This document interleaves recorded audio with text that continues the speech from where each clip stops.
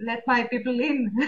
People in. That's Moses, There, right? that's what I should have said. Let my people Yeah. go. Let my people in. Let my people Bring it back in. to Egypt. Let my people in.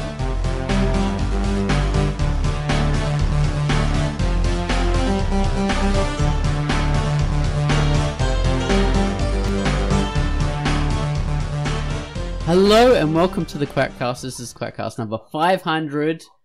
We finally got here. We are at number 500, and with us at the moment, we've had people on and then off and then on again. But at the moment, we have Tanserine, we have Emmy Claire, we have Baines, we have Nasia. We have QUACKCAST, we have Hello. Mega R Daniels, and we have Andres Helixfinger. Oh, and Paul Eberhardt has just popped on again.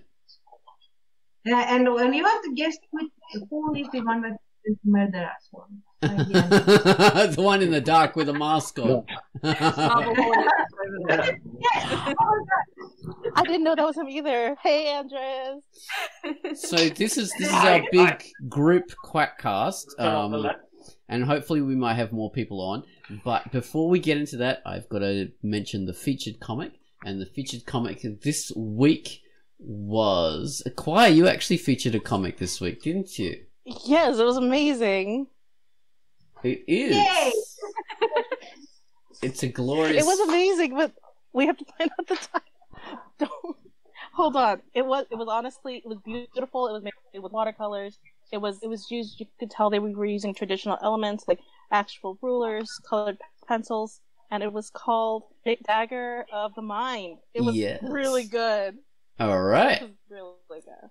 Thank you. I'm going to insert your recording. Your recording will be inserted right after this. Yay. Okay. Hello, this is QUACKCAST, and the feature I've selected for this week is Dagger of the Mind by DOTM, and it is rated M for mature. James and his younger sister Penny live in a timeline where a deadly virus has taken its toll on the world. The two are living through an uncertain time where hand-washing and hiding an electric signature is still more important than flying cars. Penny connects to her virtual world, a server called Bell Hosts, which aims for a mostly female target audience. James turns a blind eye because he believes everything will be fine as long as his sister is distracted from what is happening in the real world by the virtual world. This is a science fiction drama that portrays a very real dystopian feeling. The art is riveting. The soft lines are drawn and colored using varying weights of pencils and colored pencils. The hand-drawn look contrasted with the digital dialogue bubbles makes it easy to really take time and appreciate the original color work. Journey to a digital world about humans escaping a deadly virus by entering a digital world, and read Dagger of the Mind by DOTM, rated M. And that was our featured comic. Thank you very much for that, Kawhi. Now, after that, we have our featured music. This week, Gummalus has given us a theme just for this QUACKCAST. It's called Theme 500, I suppose. So 500. 500. 500. 500. 500. Exactly. We all got a chance to contribute to this one. So take it away, Gummalus, with 500.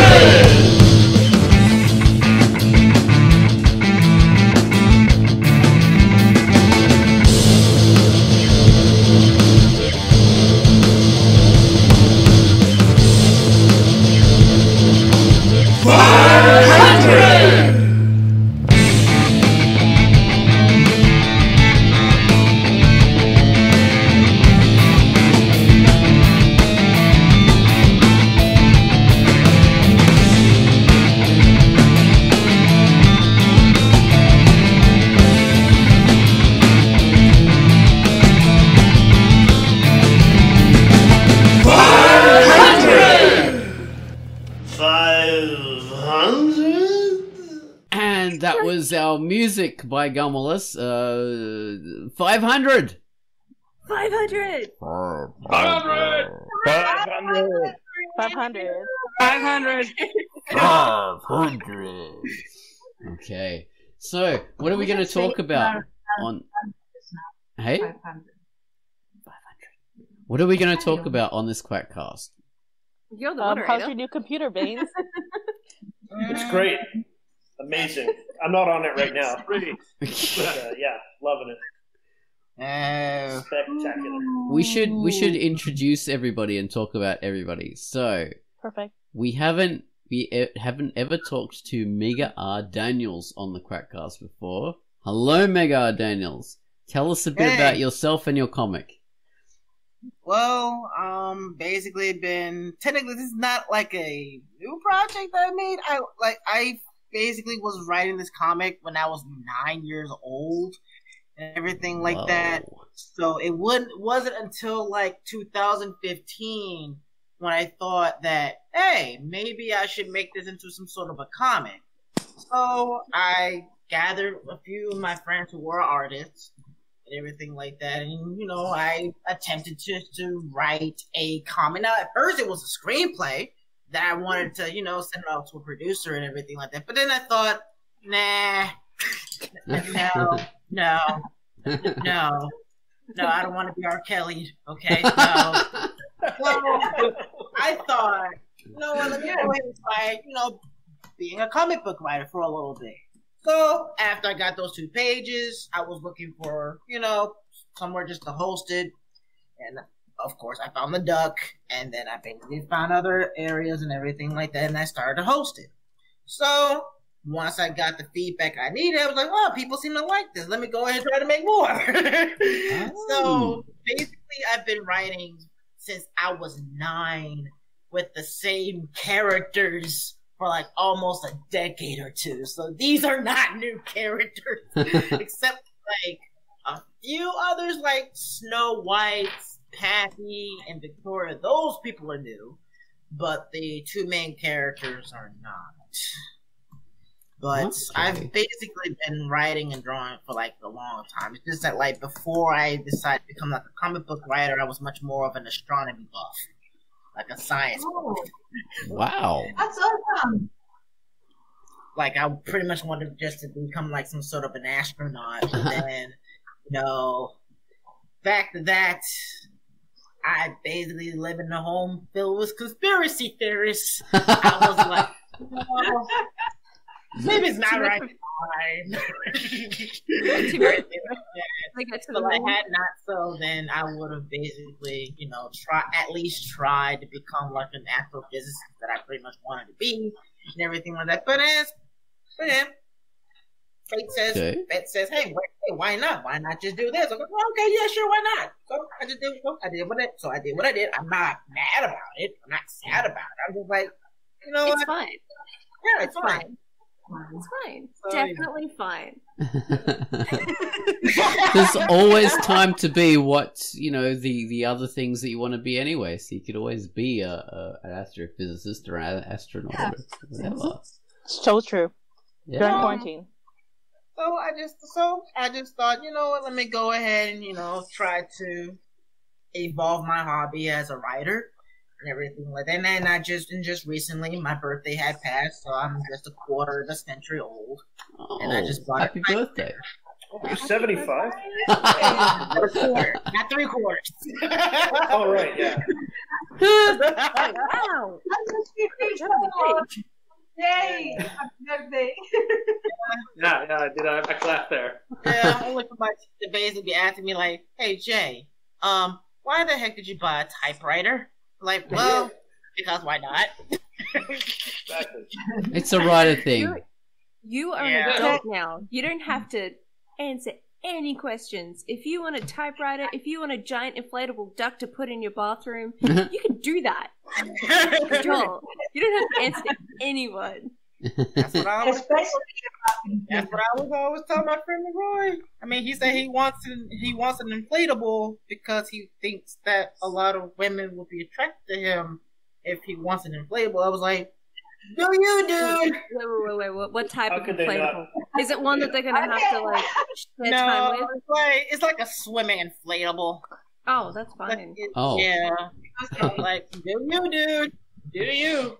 I mean, those inflatables, I've seen how big their fun times are. They could probably use a flotation device. Oh my lord! Hey, Oh. information. Well, we But should yeah, now introduce Paul Eberhard. Yeah. So Paul, tell us a bit Well. about you and your comic. Well, okay. It all started as random doodles.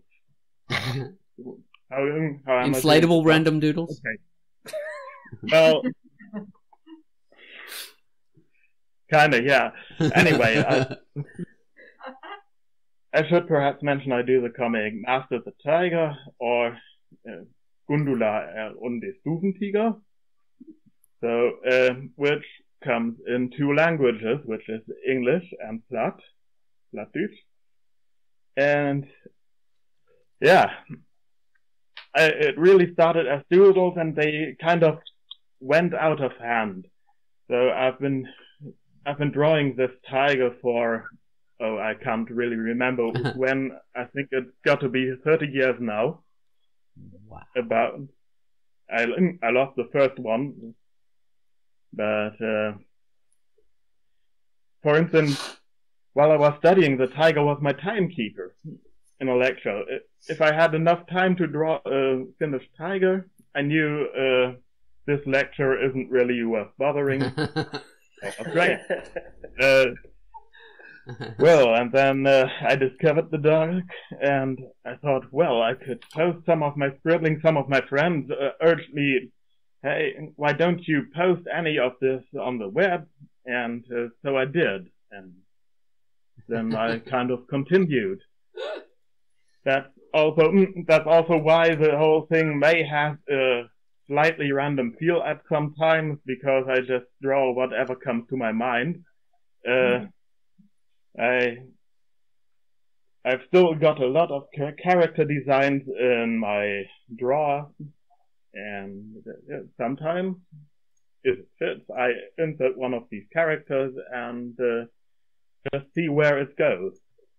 Well, right now, the comic has been in a 2-year hiatus, but I can tell you I'm currently drawing some new comics again. There's some story coming up too.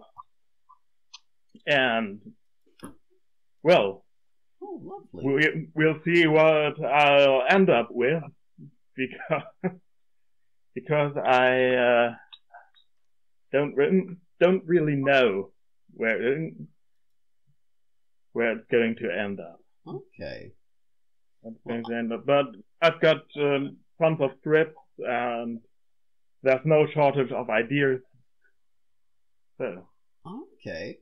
Yeah, well, I featured it a long time ago, which I was happy to do. So, if people remember that. And, yeah. Me too. Thank you for that. And it's a good to Very have. cool and surprising come back, actually, last week. It's a nice surprise to see Master of the Tiger come back. And Gumwallace did a theme for it as well, which people might remember. Yes, he did. I like it because you have, it's one of our, we do have a few bilingual comics, like we have English and a different language, and it's very good that this is contributing to that, and in the Plattdeutsch, which is not very well spoken. Yep. Well, not very, it's not widely spoken, I should say. Well, depends. There are a few million people who say they can. Some even do. I like the distinctiveness. There's always some art in Platt. There's even hip hop in Platt. Oh wow, that sounds great. There's a group called the 50 Pence, which translates as the 50 cents. Kind of. But they are doing original things. They did. They quit after 15 years. Okay. Well, yeah, that's excellent. That there's more contributing to the culture, and that's what you're doing as well, sort of forwarding it and That's awesome. being part of it. All right, so we should now introduce Andreas Helixfinger. Hi. Hello. That was so sassy. So tell us a bit about yourself and your comic. Yeah, well, my comic, my first comic, the one to be featured a while ago, is Molly Lusk, which is a neo-noir comic with anthropomorphic people, mutants, and other stuff. And well, the basic idea for it, well, it's a story that I've been working on for, how long is it? 3-4 years, something. It's gone through so many damn rewrites.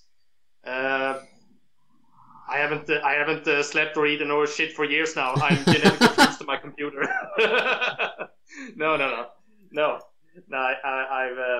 I've done a lot of stuff. I used to be an amateur actor, in fact. So I used to perform on stage.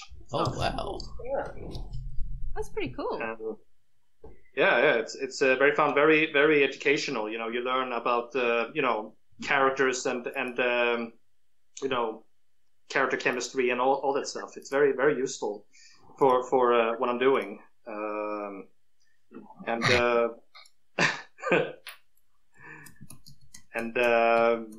Yeah, it's an idea. The comic itself is an idea that I got from basically watching some noir movies, reading noir novels. I especially like Raymond Chandler's Philip Marlowe novels. Those are really good. Classic noir. I also read Dashiell Hammett's what was it called? The Maltese Falcon. Oh right. We were at The Big Sleep. The Big Sleep? No, I haven't read that one actually. Okay.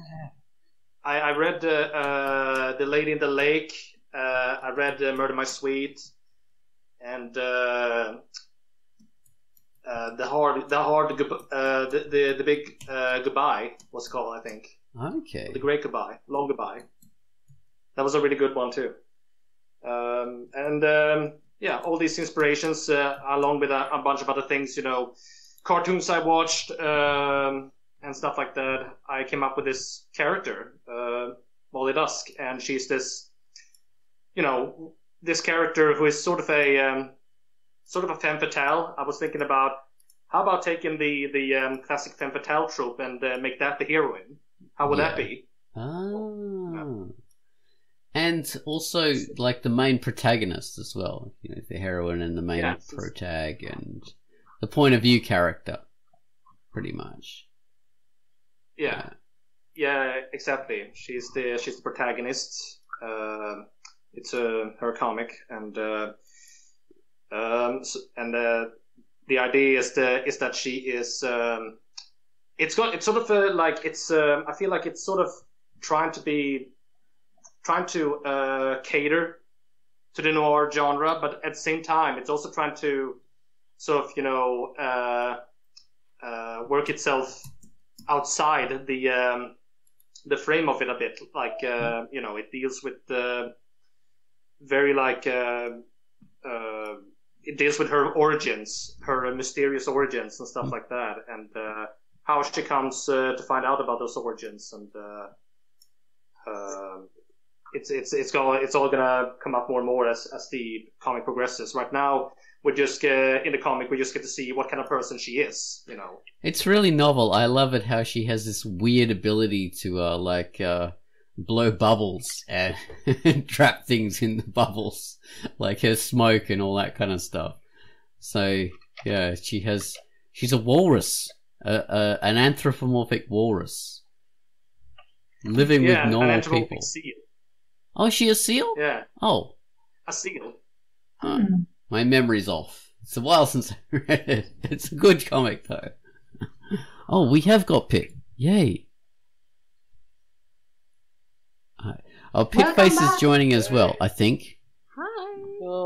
Hi, we'll have to see how this goes. If it starts dropping again, I'm gonna have to ditch all of you. So. And how are we gonna get home? You're a designated driver. I do so bit of drive.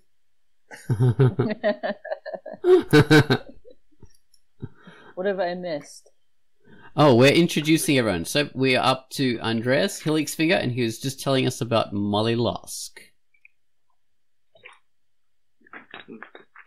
So, So where we left off, Molly Lusk is a seal, an anthropomorphic seal. yes. And I reckon it was a walrus, and I embarrassed myself. So.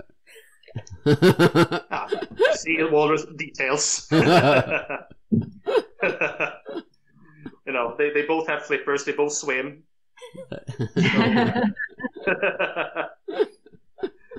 You know, but yeah, she's an anthropomorphic seal.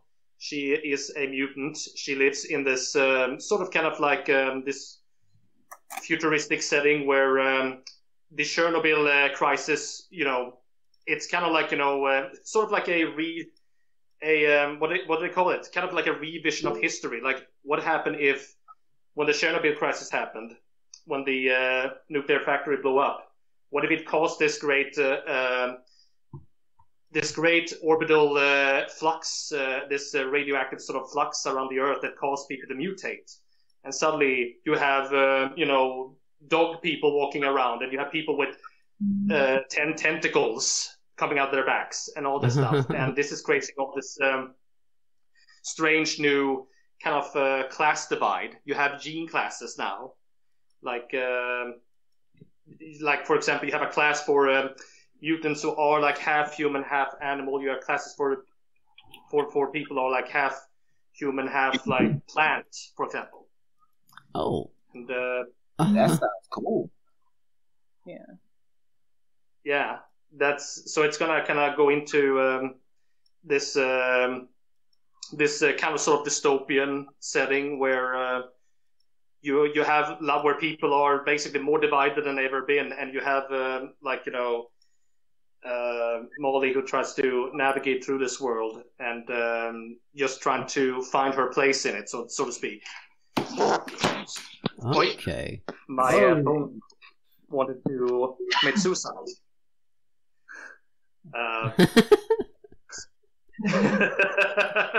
Technical difficulties.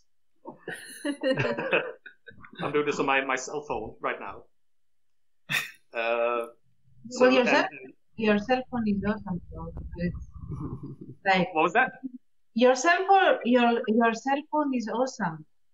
Like mine oh yeah. wouldn't be able to perform like this. So I guess it is. I mean, it's been working just fine as long as I had it. Been holding it for how long? 3 years or something? Yeah. Yeah. So it's gonna. It's a very. So where was I? I'm trying to connect my train of thought here. You have dystopian world.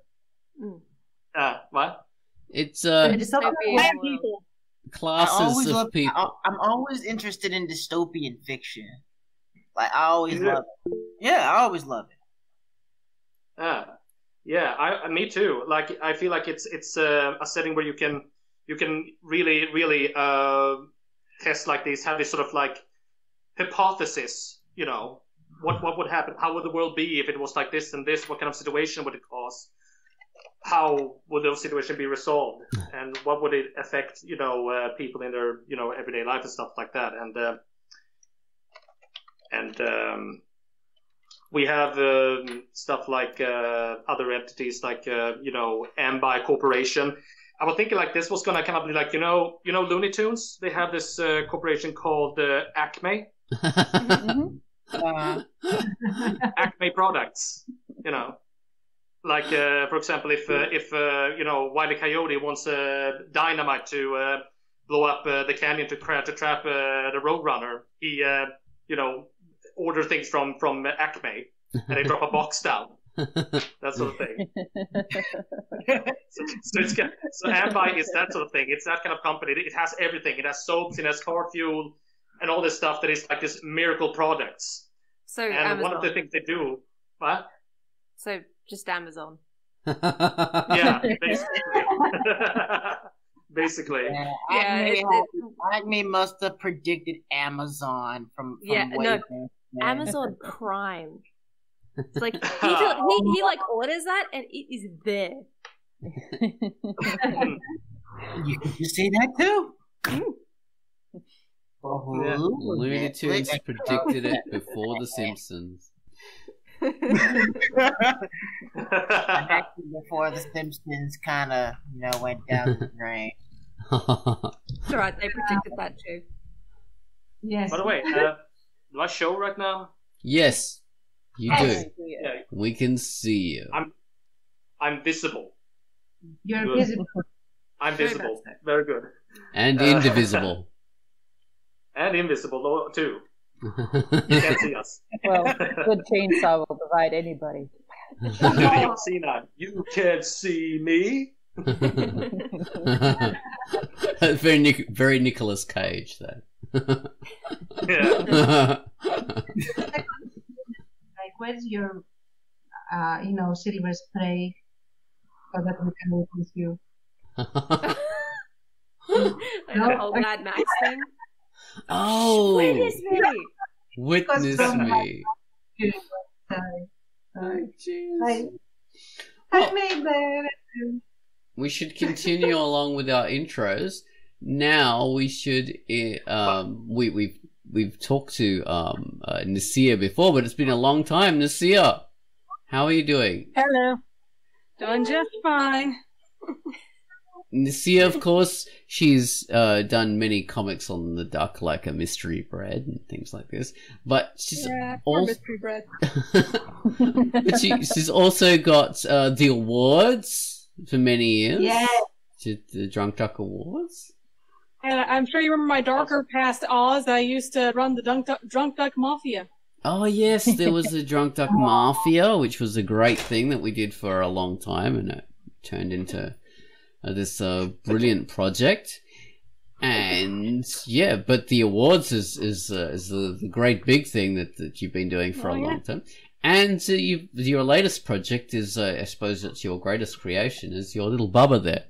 Oh yeah, this is number 2. Number 1 is not here right now. It's the sequel. This is the sequel. There's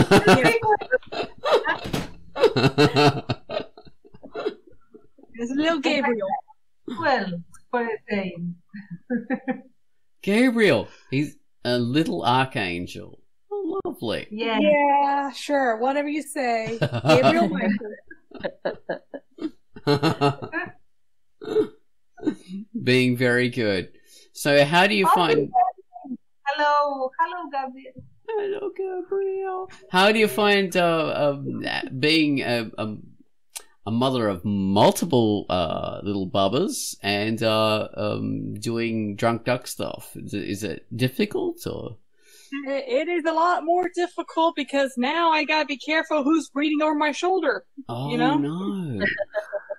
Gotta judge those comics too, and of course somehow I always draw a best adult-oriented comic, and I gotta make sure I read it all at the same time. Oh goodness me! Oh god! No, but the number 1 was the reason I took the year off last year because it was getting hard to manage that and him, and then I said, I'll do it again this year, and then I went and had a baby in the middle of the planning process. So.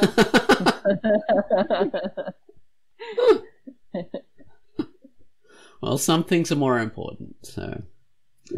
Messiah is a hero. She is a hero of duck. So. Yes. She is the mother of awards and babies and bread. Yes. Mystery bread. Bread is mystery bread. I only get the cameos now. Maker of bread. And mistress of the awards. First of her name. First of her name. It's my name. Well, you've done a sterling service, being the award manager for so long. The award, I don't know what you call it. The general of the awards. The CEO. The CEO. The CEO of the award. That's a more American term. I got a degree in management, so I gotta go with what I know.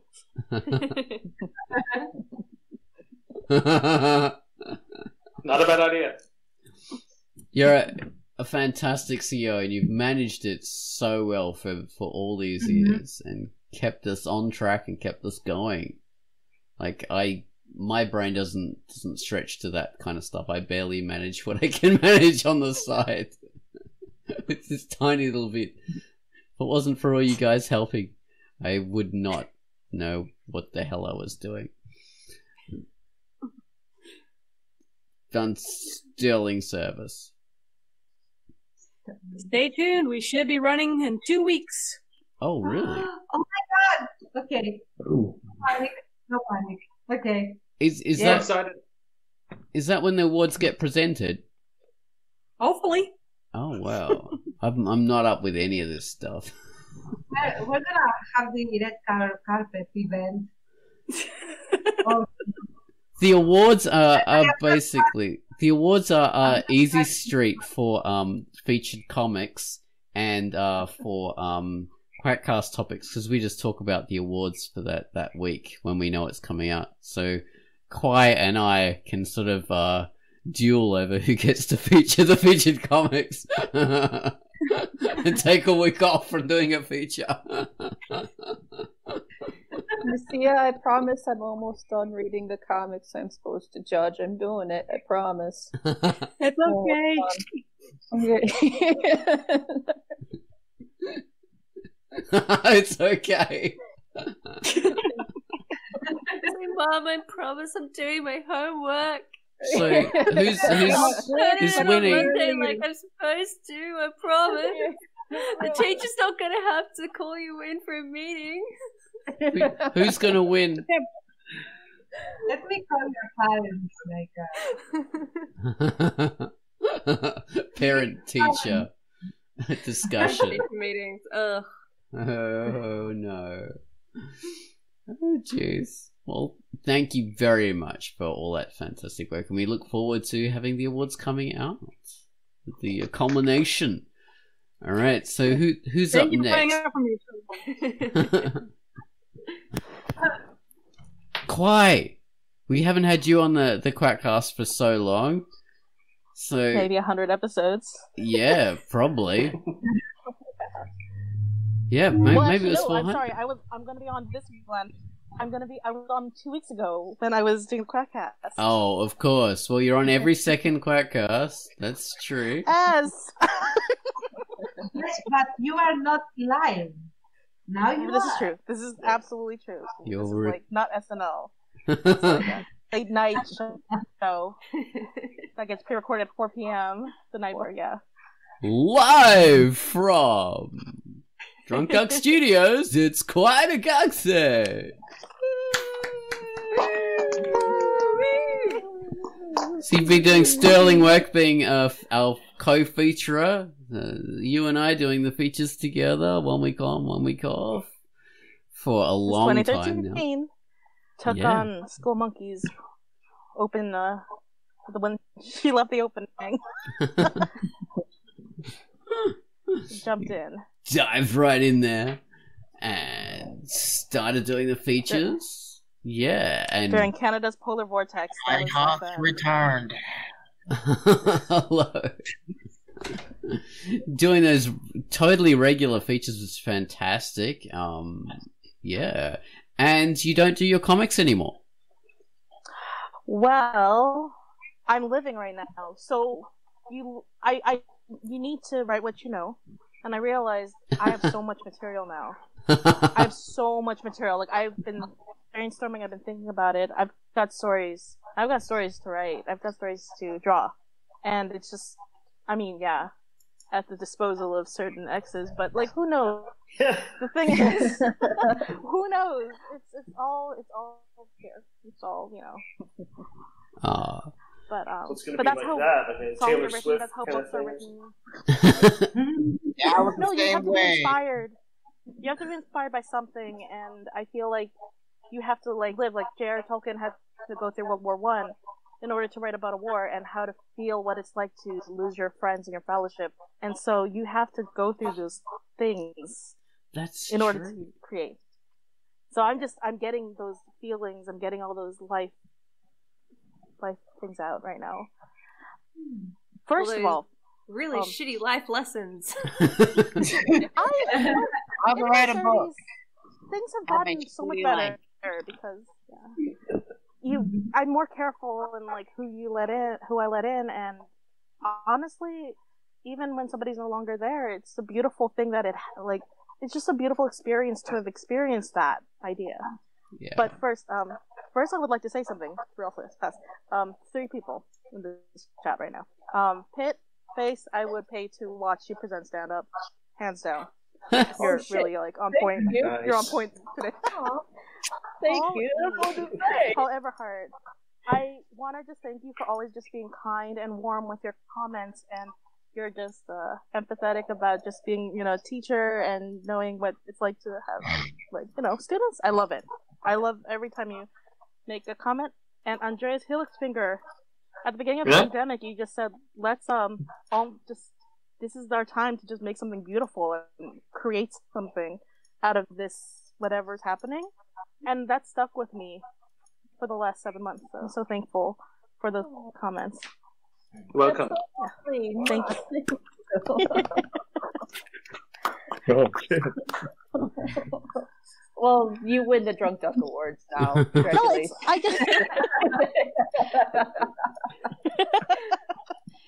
just like to appreciate people who are very, I mean, yes, it's just like key things I've just noticed stick out.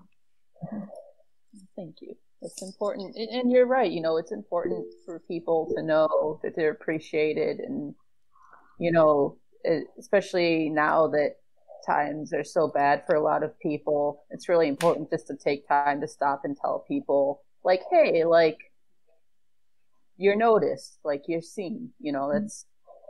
So thank you for reminding us to do that. Yeah. Thank you. Yes. I should mention that your Monday news posts are always Yes. always fantastic. Monday news posts are like, there's a day in between. There's Sunday, and usually it's like a lot of people do it for the announcements for their their milestones. I get a lot of milestones from Cam a lot. Cam, CKAM. Cam Comics. Oh yeah. And it's like clockwork, and also the one the American Hero, Life of American Hero. I get those, and it's just really nice to know that people are utilizing the front page news posts to publicize their hard work, because it actually is a lot of work when you think about what 50 pages really means, or 100 pages, or 5,000 pages. It's your own time, and Yeah, we need to be able to promote that stuff.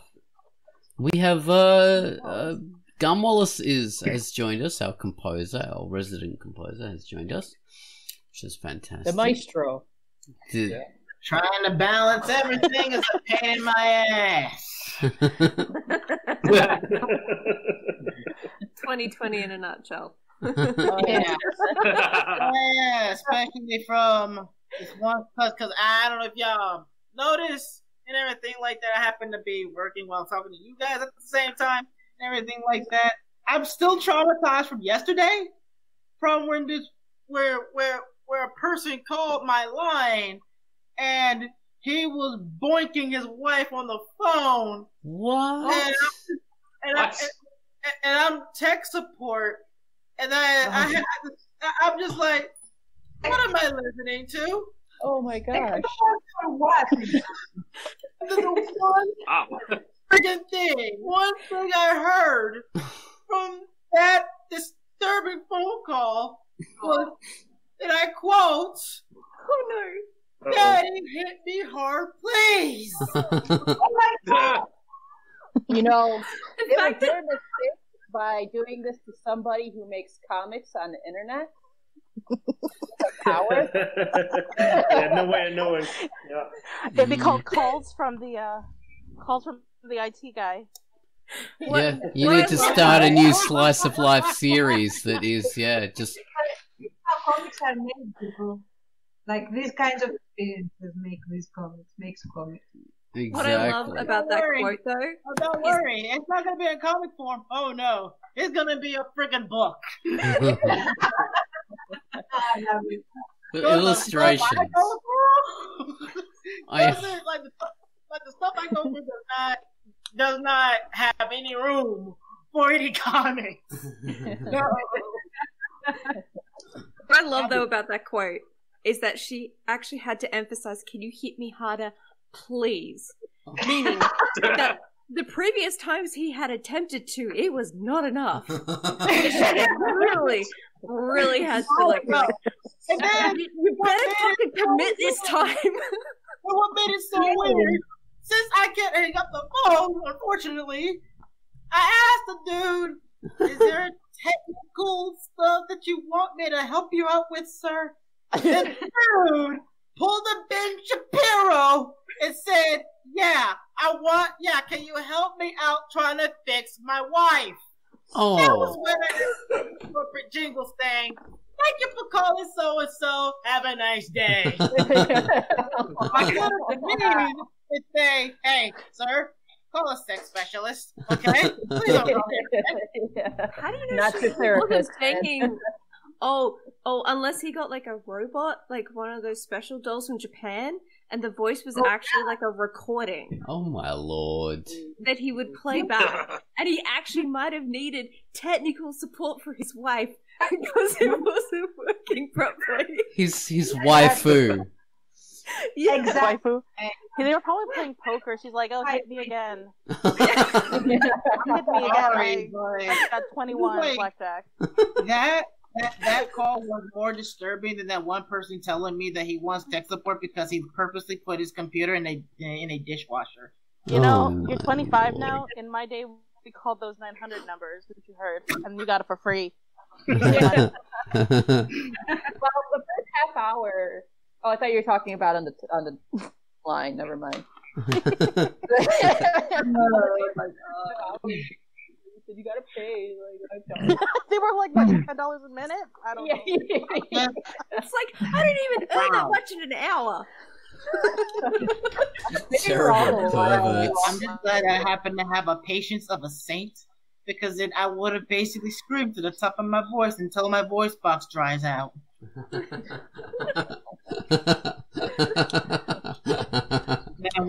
This is why I don't answer phone calls, even when I'm expecting it. Like, no, you got a voicemail, and then I decide if I want to talk to you. yeah, that's what I do too. Voicemail is screening, and because like probably a good 60% of the calls that I get are scams. So I don't know. Oh yeah. Now they're not even in English. They're getting like these weird ones in Chinese. Oh, and really? I'm really worried that I'm getting like hit up by the government. Like maybe my number's been given out, and this is like from You're okay. like some sort Until of you like get those seeds poor mailed to you, person. you're fine. A bunch of scam artists from China that pretty much want your information. They No big deal. already have it. You're fine. They already have There's it. nothing that you can tell them that they don't know. Well, we should introduce Amy, because Am hasn't been on the QUACKCAST for a long time. So, Am, does Hey! our Saturday news posts. Friday. Friday? Oh crap! I had two that I could have done, and I got the wrong one. Shit. Okay. 50-50, you lost the coin toss. Friday, Saturday. They're the two ones that have the QUACKCAST links. No, not QUACKCAST. Patreon links. That's it. Patreon links down the bottom. Yes. So you've been doing that for a long time, and you also have this great two webcomics on the dark. Yes. One. And I also run the Quack Chat every week. Yes. On Twitter. Yes. Twitter Quack Chat, which is an awesome service. And I think we passed a milestone with that one recently, and I totally forgot about it because it was in the middle of really big, like, huge, big stuff going on. Let me just double check. I think it actually did pass a major milestone. I know we're over 100 now. Oh, wow. We hit that a while ago. We are now... Oh, yeah, we hit 100 in May. 100 pages? Amazing! Yay! We're up to this Sunday will be 120. 120 pages. 120 weeks we have done the Quack Cat. Oh, that's cool. That's a lot of weeks. Yeah. Yes, and she is amazingly consistent. This is not what can be said about me as the Twitter admin. Like I do random stuff, and the emphasis is on random. So I totally get you. Like, if you look at my Twitter at the moment, like particularly my webcomic Twitter, it has kind of been dead the last few months because we did this thing. So I have 2 webcomics that are live at the moment. They will be getting live anyway. They're going to be resuscitated. We have On the Duck, The Constellation Chronicle, and then on other sites we have another one called Menagerie, which is very weird, and it's about guys who can shapeshift into animals, and it was done as a joke, except the joke went a bit far, and now it's a whole thing. Now you've got shark punk. And it's awesome. It's a joke that is extremely successful. Yes, definitely on us, because now we have more work. So we have been doing that for a while, but I found Drunkduck when I was in high school, and I was always sort of drawing, just drawing in general. I first thought I was going to be a fashion designer and actually have, like, I don't know, over 50 terrible 90s inspired designs. Oh, wow. From a 9-year-old brain. They are not good. It was a poor attempt, but it was my first attempt. And then I discovered webcomics because my friend was like, oh, you like manga and anime, and at the moment is only drawing Sailor Moon right now. I'm going to introduce you to this thing called Google Images. And it was kind of through that rabbit hole that I found the duck. And that was when my friend was like, oh, you should upload your webcomics. And I remember my first webcomic. It was called Dragon Quest. It was terrible. And the first comment I ever got on my webcomic, which was poorly worded constructive criticism, was, this comic's lame, your page is too big. And I was like, this is the internet then. But it was, this is the internet. So I was like, well, okay. I took on that feedback and then tried to make my comic smaller, and then deleted it because it was terrible. And then a few years later, I came back and did my first real attempt at a webcomic, which was Puppets and Strings, which I can probably officially say is dead now. I wrote myself out of a corner and didn't know how to dig my way out. And that was actually featured on Drunkduck at one stage, which was very exciting for like 17-year-old me. I was like, oh my god, Mum, have a look. And she's like, that's nice, sweetheart. We'll put it on the fridge. Mom, And you may then... not know, but your daughter's a celebrity now, so you can send magnets out. I don't know if you know this, Mum, but I'm kind of a big deal. So if you don't mind, I want fried chicken for dinner.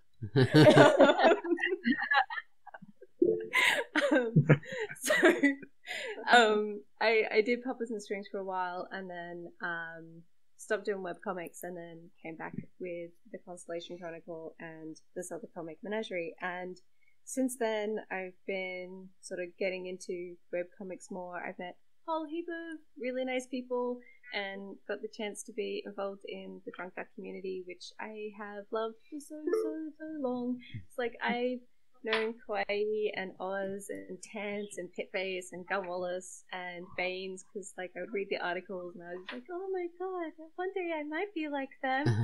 and then like Well, that scared like... you, so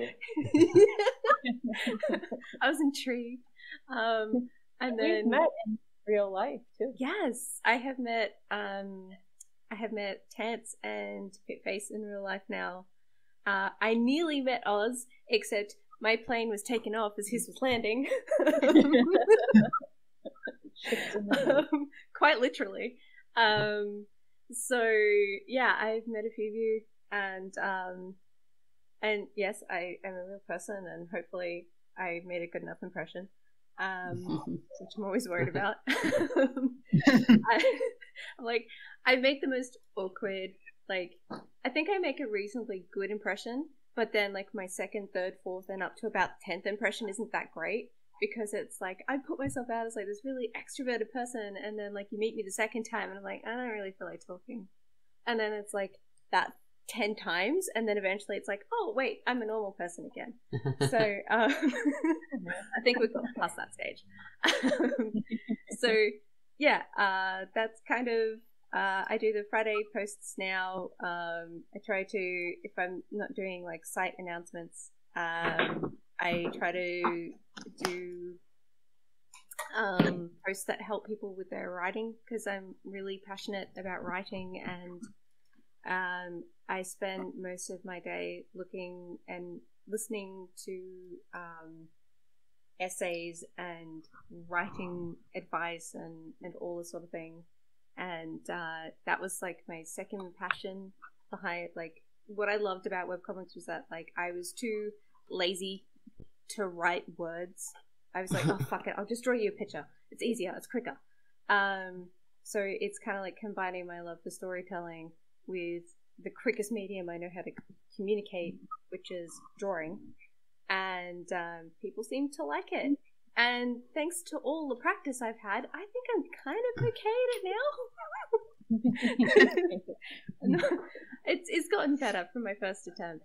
But it's been like a really great creative outlet. But the biggest thing that I've been gifted with in terms of webcomics is how many nice people and kind and supportive people I've met in the community, and just in general how nice the web community, like webcomic community is. There are so many like toxic ones out there, and so far my experience with the webcomic community has been so supportive and nice.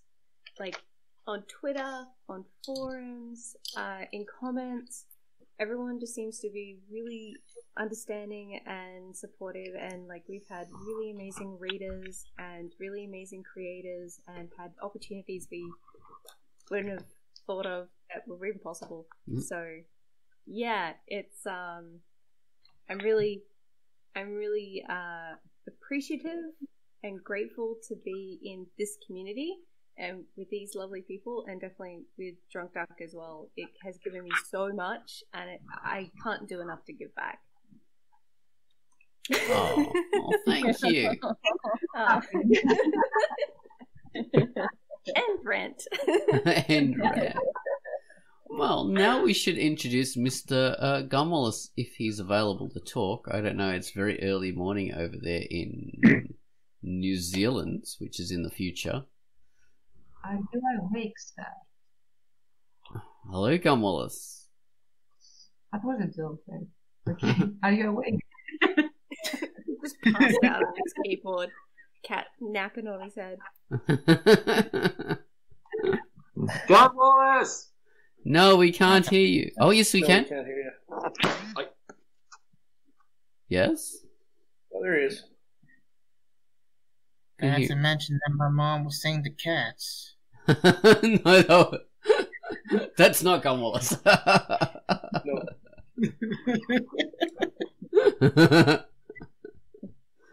We can't. See, Gumwallace is our resident composer. He does all our theme tunes of all these various comics, and his comics are many and varied.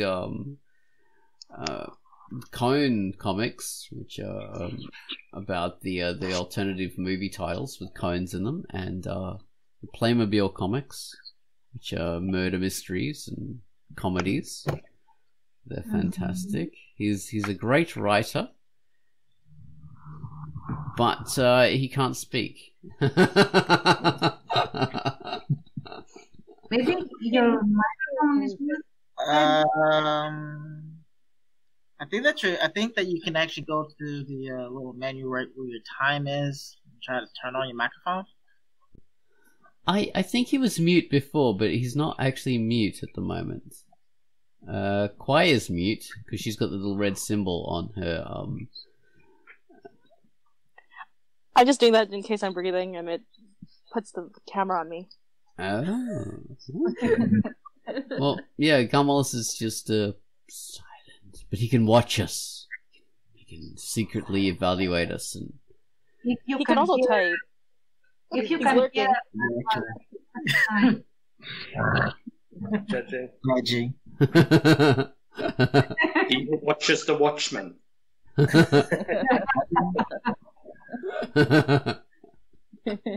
What's it called? Yeah. He's judged us. He's not secretly judging. He's admitted it. He's judged us and found us wanting. oh no. Oh no. That's the real reason Come back, why. Gunwallace. Oh, but Gunwallace, I really like those. They were Legos. They were like those. Playmobil. Something school. Playmobil. I love those. Actually, yeah. The guy actually really made like a brick and like made so much like publicity out of that kind of idea too. So he started first. I think Gunwallace was the first. Gumwallace was the master behind the whole idea. I think he actually invented Playmobil. He is a Playmobil character. Haven't I you seen it? Oh my know. gosh! What if you can make Drunkduck members looking like Playmobiles that look like us, like custom made, and we buy them? Oh my god! And then get For this, like and then like actually do like all these stop animation of everybody talking. It'll be the new Have that little Funko hand Pop. hand movements, and they're like this. Right. That would be awesome. Keep it on my desk. Masterpiece in the making. Oh, who says I am? What? Are you making that? clones though? We're all going to be clones. That clone. I want to be a cone. Okay. We'll all make our comics with like that Insta-made sticker comic that people will use. Was it Comic Me? Yeah, that's Oh, it. No more God. pencils. Oh, don't get me started on that. As like someone who was aspiring to be a comic artist, and I saw that online, I was like, "Ew, unfriend." Yeah. I don't care if you're my auntie. Just It's all you're dead to aunts me. do it. Nobody else. You only do it if you're an aunt. He says you can do a clone if you believe enough. So now we have to just join our hands in prayer or in a Okay. seance. When Be you called- wish I've got my hands upon out. If he can become a cone, everyone can become a cone. And that is from Fairly sure this was a 90s movie. If not, it was definitely ripped off by like Stephen King, and if not, definitely R.L. Stein. Do you know what was big in the 90s? Comic Chat was big in the 90s. MS Comic Chat, where you picked an avatar, which was one of like 5 characters or something. One was an artist with a beret, and one was some woman character, and I don't know. There's a whole an alien. I'm gonna Google this. Yeah. So MS Comic Chat, and people made comics out of that. So that's an old idea, making comics out of. Oh my god! I remember that first. Like, oh my god, that was so cool. And it used Comic Sans as the text. I remember this. Let's bring this back. I remember this. The aliens. They really should bring this back, though. It was slight super hero-y and a little. Oh, these things. Yeah. It's awesome. It's like a custom. It turns into a comic as you're having a conversation. Exactly. Like World's Chat tried it when, like, IRC first came out, but nobody really knew what we were doing on the internet in '95. No one knew. It had backgrounds that you could choose. Yeah, there was the fat cat, the ski woman with the glasses. So it's like I miss this. Narrator. This actually reminds me of like all the comics that I used to read on Drunkduck when I first got to Drunkduck, and it was like all these Sprite comics. And it was just like it was so hard. I got so excited when like I clicked into a comic and I was like, oh my god, this isn't made out of sprites. Wait, I remember the spiders. The spiders, they were here when I first arrived. They're all gone now. It's like they are extinct. I missed that because it caused a lot. Okay. I want to mention something. This is a bit of a milestone in a weird way. It's very. Anyway, I was watching this. I was watching this video by a YouTuber called H Bomber Guy, and he was explaining the comic. I think Control Alt Delete. Oh god. And he was showing screenshots of all the old comic sites, and one of the screenshots was Drunkduck. And I get this, it was really old. It was like, I think just after the first crash, and it came back, and it was like that layout, and or it was just before the first one. I don't know. I was there for like 2 of them, and they kind of all blur together. But on this particular screenshot, I can see because obviously there was only like 50 comics on that site at the time. I can see like the top 10, one of my really shitty first attempts at a comic, which is a blatant Sailor Moon ripoff, and it was done in terrible watercolors, and it was terribly named Flirtatious. This is how awesome my ideas were when I was 13. And it's right there. That's amazing. That is awesome. I didn't go by Emmy Claire back then. I had this really fucking pretentious pen name. What was it? It was LJ Crowhurst. Oh, that's awesome. That's a good name. One of the amazing things about Drunkduck is that people have grown up with it. It's incredible. Like, people... Because the site's been around for so long. It's basically longer than any other comic host apart from Keen's Space, which I think was just a bit before the same... Yeah. So we've been around for so long. And that like, I don't know, like 18 years or something? So people have... like been born and grown up in the time that Drunkduck has been online. It's just amazing. And started out as kids and like gone into adulthood.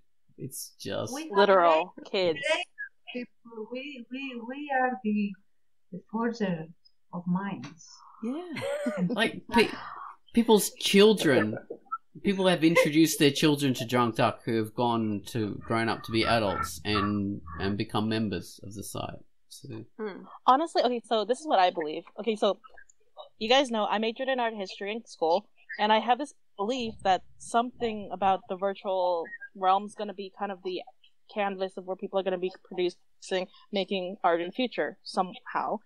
And it's interesting because I feel like we are kind of in that transition phase of we're critiquing art. I'm like doing a feature. It's using that skill. It's using that skill set of writing those blurbs that you see in museums, because this is it. We're on that new platform. That is the future, I think. More give or take, it's one of the new things. As you can see during quarantine, this is how we're creating and getting things out. So, yeah. But it also serves as a really good archive from the beginning of the internet, when, visiting a website that was entirely in black and the text was red and flashing and there was animated GIFs everywhere, and it took like 50 minutes to load a web page. But it was awesome. And like, we came from that era where building a website was really difficult. And so having this need for a creative outlet and then finding a place like Drunkduck and then being able to put comics online without having to pay for it, which if you're 7, you can't. Well, us, lower middle class couldn't.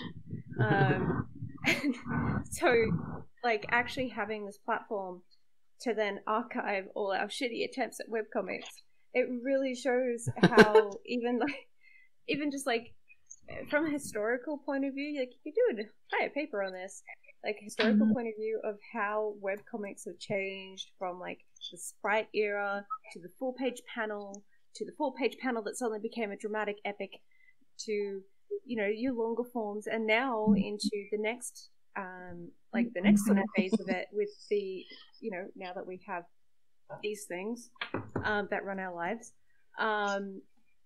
the vertical scroll comic, which in of itself presents different challenges and different artistic avenues. So like, you've got this whole archive, and Drunkduck is a really important part of that archive for webcomics, because this was one of the only sites I have withstood 2 crashes and came back, and a studio takeover that came back. Like, yeah, this site outlives zombies. Like, I really also, that comic, what was it, Cowboys and Aliens, when that was like coming out into the theaters when the site first was in 2006ish. I want to see that movie like so much right now, because that's a huge thing, because like Cowboys and Aliens was like a huge webcomic on Drunkduck for a long time, and then it became a movie, and it was like, oh my god. No, but I was watching the George's Solo show, and it's actually a thing. Was a thing. Cowboys and Aliens. Yeah, Cowboys and Aliens started on Drunkduck. It was started on Drunkduck. It was on a Drunkduck feature comic. What if we have a watch party? Well, Cowboys and Aliens. We should, but the movie is not based on the comic. Well, I mean, it is the comic, but it's different. Yeah, that's the way. Same. It is based on the comic. It is totally based on the comic, but it's different. It's also got Daniel Craig and Harrison Ford, I think. Yes. Oh no, Daniel Craig, and I'm actually looking up to buy it right now. Cowboys and Aliens. What? That's like what?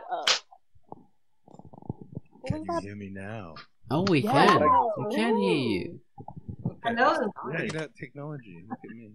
Cowboys and Aliens is a terrible comic. It's $14 on Amazon Prime. Really? Oh well. I got a free signed version. For free. I got a signed version in hard copy. Yeah. I'm special. I got mine when I went to LA and I met various people. So. Who signed it? Platinum people. Some person. It's mine. Cowboys Shut and up. It's got like Oz's signature. It's like To me. to me, from me, love me. Yeah. It's amazing because they got Olivia Wilde to do that movie, and I'm like thinking now Olivia Wilde's worth over $1 million for a movie. So it's just so insane that was a Drunkduck comic. Do you know? She's a director now, though. She Oh, did. wow. I'm pretty sure Olivia Wilde actually did Booksmart. Oh. Do you know why it was a comic on Drunkduck? This is interesting. It's so Yeah, why they not? could get funding for the movie. So their idea was if they put it on Drunkduck and they promote it a lot and they make it look as if it's a super popular comic and they print thousands of these comics and they give them away for free, they give them away like for a low amount of money. It looks like it's massively popular so they could get investors. So it was all a scam to get investors. Well, So I'm basically, doing it wrong then. Here I am doing it for the love of it. Awesome. I need to sell out. It was the So- comic You were itself Part was of the ride. it was based on an idea for the script, but the comic was not what the film was going to be. The comic was like just a comic in order to get the interest in and the investors. So the comic itself is pretty generic. If you ever read it, it is so generic. Oh man, How generic are we talking about? About as generic as the movie. like a ghost writer that you find on Craigslist. Like if I gave you the title Cowboys and Aliens and I said go and write a comic based on this title, that's generic. That I is- could write a comic about that. That's it. Yeah, No, you can write a really interesting really comic about that. good comic about that. I agree. How do you make cowboys and aliens boring? Somehow they managed Did it. you cast Daniel Craig? It's cowboys. Aliens. They should have had Jack So Black, what- Chris Pratt it's- as the Cowboys. It's That's it. cowboy. No. Jack Black, Chris Pratt, Jack Black, Chris Pratt as the aliens. That's what I'm saying. They did it so wrong. I mean, yeah, we don't know Olivia Wilde. Aliens. We need cowboys and aliens. Like, And it needs to be directed by Edgar Wright Oh wow. with a cameo from Nick Frost and Simon Pegg as in every movie they're in. That's it. And the cowboy has to be played by Michael Cera. That will be good. George Tsoukalos is the head investor. I'm like, one, Yes, not I Michael Cera. agree. Two, I'm still We trying to haven't even find got out the how script yet. you can make cowboys and aliens boring. I mean, And we have like That concept is so cool. It makes Chuck Norris cry. Like, That's awesome. like goodness. All right, okay. with that. I'm gonna pitch this to you, right? We either have, and this particular actor has to either play a washed up, completely drunk, nearly all the time sheriff, right, with all the tropes, or the head of this alien empire, right?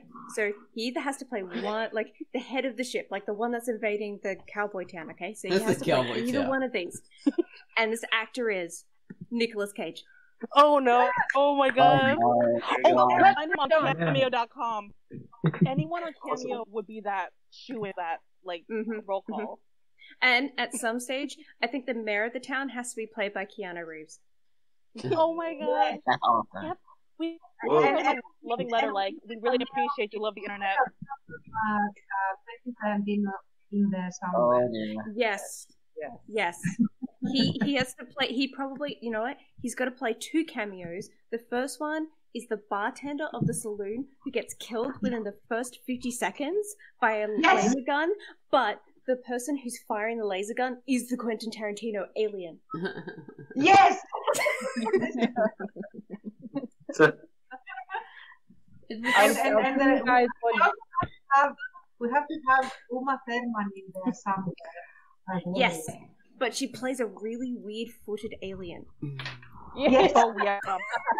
We're I always feel like looking at her feet. Uma Wait, Thurman. what if Michael Bay directed it? No, not Michael Bay. No, It'd be Michael- loud, noisy, Michael and Bay. confusing. We can't afford Megan It'd Fox just be right now. Transformers. We don't want that. No. You guys, I have two names to give Yes. you. If you put them together in a movie, This has never been done before, as far as I know, because I think it would be far too powerful a display of power. Far too. What's that fucking line from Exorcist? Far too vulgar a display of power. Just watch that this week. Do it. So the two names we need together are Nick Cage and Tim Curry. Tim Curry. Unfortunately though, Tim Curry has had a stroke, and it makes it really difficult for him to act. However, we can balance that out, I think, with a touch of Shia LaBeouf. You mean the actual cannibal? No, you know what? The actual cannibal Shia LaBeouf. He lives on the outskirts of town, under bushes and brushes. And every time there's a new alien, he jumps out and drags it back into the cave. And so they have to go in and venture into the cave to convince actual cannibal Shia LaBeouf to help them fight the aliens. And the person doing the negotiation is the drunk Nicolas Cage, right? But he's actually he's the translator for the mayor, who is Tim Curry. But he's a little bit slow now, and so he needs to and he also maybe speaks German or something like that. He just isn't very intelligent. He's just got a really thick accent, and so he has to be translated by Nicolas Cage. Oh my God! We also need Chris Rock in here. Yeah. Oh yeah. He needs to. He needs to be in there. I like how always Chris Rock is in there. Chris Rock is in there, and he's playing The Rock that talks. So, because the aliens grab one of the horses, and there sticks a vocal box on them, and so now it actually has dialogue because it's actually got it's been given the ability to speak by the alien. Can we have The Rock riding Chris Rock the horse? Eddie Murphy. The Rock riding the Rock. No, Eddie Murphy does reprise, but he actually reprises as a super serious general. He is not allowed to be comedic at all. That is the joke. I'd love to see Eddie Murphy in a serious role. That would be good. Right? I He want plays to see super Chris serial Rock general. Oh wait, that's a thing. Mr. Robinson's I always neighborhood was want to pretty see serious. Peter Stormare as an alien, and he has to do the thing he does in almost every movie he's in, where he swears to himself quietly on Swedish. That's the thing he does. He's in, for example, in the movie Fargo, where when he drives after the witnesses who saw him, what was it? He shot a guy where a cop was. When he drives after them, and you hear him whisper, which means fucking pussy. Definitely, yes. I didn't know. I didn't catch that. That's the thing he does. He does the same thing in Jurassic Park. When those little dinosaurs things, these little ones come there, and he's alone. He's lost his group of hunters, in Jurassic Park: Lost World, the second movie. Yeah. Then he says to himself, he mutters to himself, "Why helvetes jävla." It's what the hell? What the fucking hell? That's the thing he does. That's an Easter egg for you guys. Yeah, it's a Swedish Easter egg. He leaves there. It's a thing he does. Also in Minority Report, when I think it's when there's a scene where he plays a doctor. He's there to what is it? He's gonna do something with he does the eye transplant. Yeah, the transplant, and he has this nurse, and then he has her do the thing instead. Where she's så ja lilla gubben, nu är det Gretas tur. Here, little boy, now it's Greta's turn. So he has her do it, because she's Swedish. Definitely, yes. And he's going to play one of the alien doctors. He's going to do that, and he's going to do that thing. Who saves, right? He's going to be there. He's going to do his Swedish line. He's one of the alien doctors who falls in love with Tilda Swinton, the owner of the local brothel. The alien. She could be the alien too, by the way. Just saying. It's the star-crossed lovers subplot that we need in this to get all the people involved. All the demographics. See, guys, look at how we've been sitting here just by having this powwow for half an hour. Us true blood drunk duckers. They really should have consulted the Drunkduck community before they made this. Yeah, Come with an alien film. They should have. They It should've. would have basically been like number one in the box office. They would Want have. to see us go to the movie theaters? We should. The accountant's getting It worried. would have at this been point. bigger than the Avengers.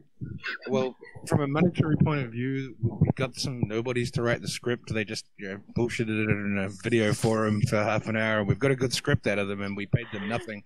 But looking at how many actors we've cast, we now have the entire budget of every country on the planet for the next 10 years.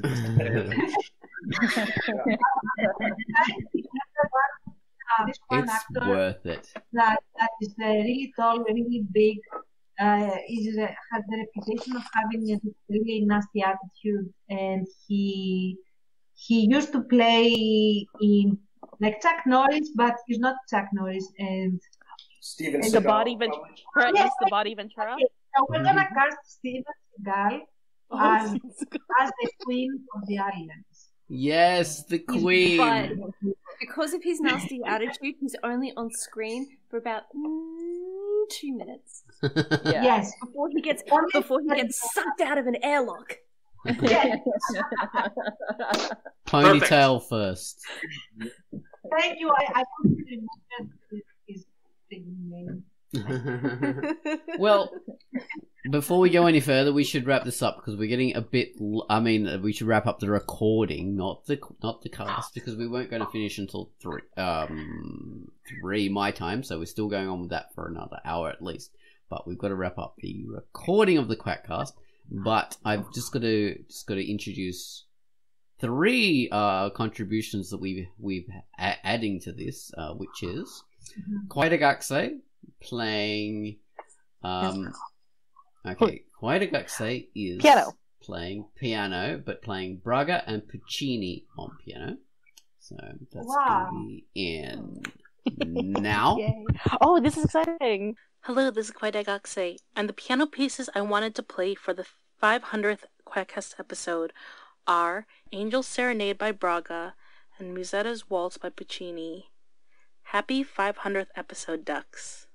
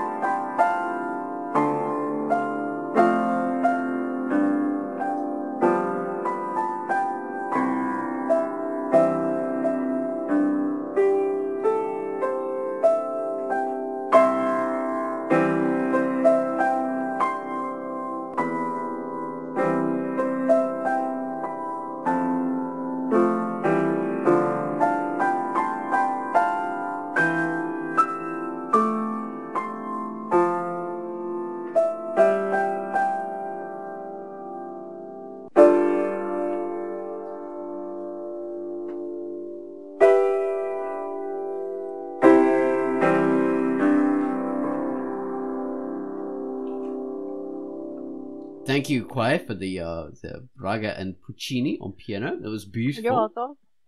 Next up, we have a recording from Used Books. So Used Books is going to chat to us now. Hello, dears. This is Vicky. I make used books on Drunkduck, and I work on weekends. So I would love to join you in a interactive call, but I am unable. So I was told I can showcase talents with audio, and I don't have audio talents, so I'm not going to sing or anything fun like that, but I did write some prose backstory, and I guess I can read a short excerpt. It probably will never be in my comic, so could be fun. We'll see. Okay, well, we'll get to it. May I join you? The girl asked.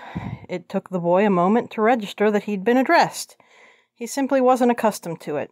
His mind had been wandering, planning his evening, his week, his next 2 decades. He lived in his head. He could be social, but there was never much call for it. His classmates didn't talk to him. Something seemed off about him, and it created an unconscious barrier between him and his peers. And yet this girl was addressing him. Once he processed that he had been spoken to, he gestured to the empty seat across from him, at the otherwise empty table in the crowded cafeteria. He assessed his dining companion. There wasn't anything particularly feminine about her, but she was feminine enough. She was a bookish-looking brunette. She had large round glasses, neatly dressed. She didn't really stand out, but she didn't fit in. It seemed that she was perfectly happy, just being somewhere outside of the group. She was new to town, her economic status obviously above his and most of his classmates, whose fathers toiled in the local textile mill, really the only industry in town. Well, that explained it. She joined him because she was new. It's easier to find the company of an outcast than to insert yourself into a clique, or perhaps she felt sorry for him, the kid sitting by himself. It never would have occurred to her that he enjoyed sitting alone, focusing on his thoughts, or that he loathed small talk from small people. She must have been ignorant to the rumors about him, his family, and himself. "I'm Sarah," the girl said with a smile. A compassionate smile, a smile of pity.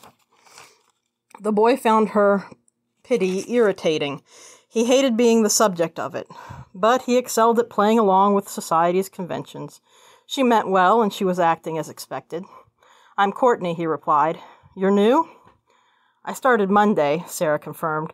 "I'll leave if you want to be alone. I just wanted to express my condolences. I heard your mother passed away recently."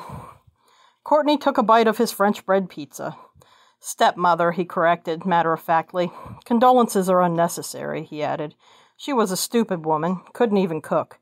And somehow she managed to drown in a shallow pond." Sarah laughed, which caught Courtney by surprise. "Sorry," she said. "I was told to avoid you because you're weird." Courtney smiled. "Now you see that they were right." "Different," Sarah corrected. "Not weird, but I already knew that. That's why I wanted to sit with you." Courtney reassessed Sarah. It wasn't pity, it was curiosity. He was an oddity, a sideshow. So she had heard rumors. She came for the show. "How exactly am I different?" he asked. "You're a thinker. A scholar," Sarah deduced. "You get good grades, like to study, don't like socializing. You're studying me, aren't you?" "I thought I had you figured out," Courtney admitted. "I'm studying you too," Sarah replied. "I hope to become a psychologist, so I study everyone. I like people who think differently." Courtney found himself grinning. He liked the idea of being seen as a test subject. At least it wasn't boring. "I'm going to be a surgeon," he announced proudly.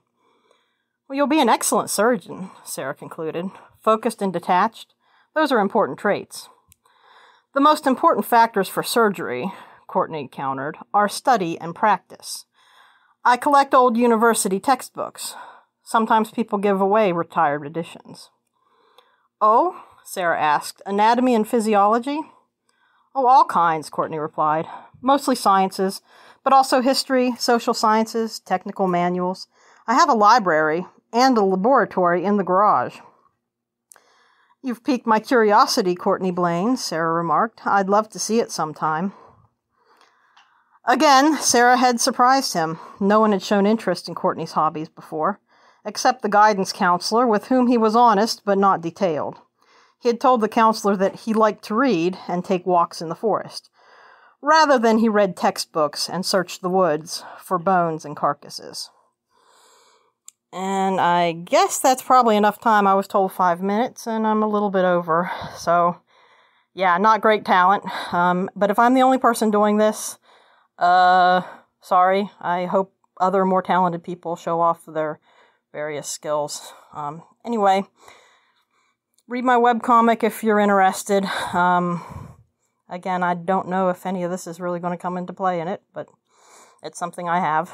So, have an awesome, what is this? The 500th? I can't remember. Anyway, great show. Listen to the QUACKCAST. Bye. Thank you very much for that, used books. And lastly, we have Hashiko. So, take it away, Hashiko. Hello, Hashiko here, author of Incubus Tales, Demoniac Verse 18, Space Daddy Adventures, and The Magical Adventures of Kirk Ketley, saying congratulations for 10 great years. I love your podcast. I'm really glad that there is a site out there that still lets people be free and actually express themselves artistically through the medium of sequential art. Keep doing what you're doing. Don't change. Don't let some asshole come in and fuck up the whole place. I don't think you will. And well done on addressing these very difficult topics very well. Most of the time, I have to say, I am so glad to hear rational, intelligent people discussing things rationally and intelligently. Will wonders never cease? In any case, I hope you'll enjoy my comics, or my videos, or just me talking, because I've certainly enjoyed you guys talking. Have a great one. And I hope that this goes swimmingly and without any sort of major error. But, you know technology. You know the internet. Let's just hope it goes the best it can. I need to stop accidentally cursing everything. In a day and age where there is so much inane garbage, your podcast stands head and shoulders above pretty much all of that. And that is a beautiful, beautiful thing. Truly a blessing. Truly a thing of joy. Thank you so much for doing it. Congratulations again and happy anniversary. I hope to be with the duck for many, many long years. And although I usually say you're welcome to finish up one of my voice things, this time I'm going to say thank you, and you get to say you're welcome. Bye. And thank you very much for that. Okay, so thank you guys for being part of QUACKCAST number 500. We have 500.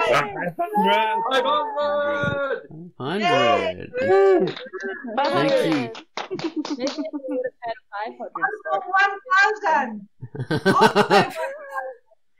1,000. Another 10 years will be up to 1,000. Oh my god. The 20th. Oh my. 20th year of the QUACKCAST. Start planning now. Oh jeez. Woohoo! Thank you very much. Al Andres Yay. Helix Finger, Paulie Bahar, QUACKCAST, Mega R Daniels, Bane, Scumwallace, Emmy Claire, Pitface, Tanserine, and Nasia, who's not on anymore, but she was on before.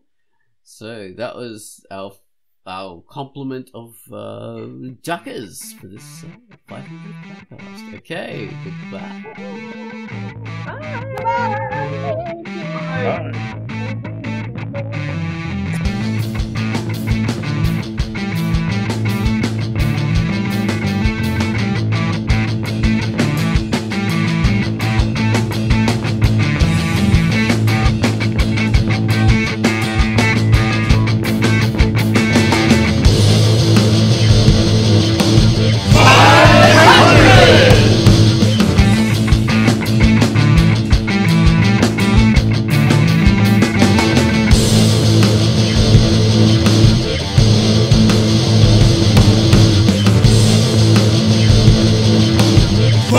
Bye.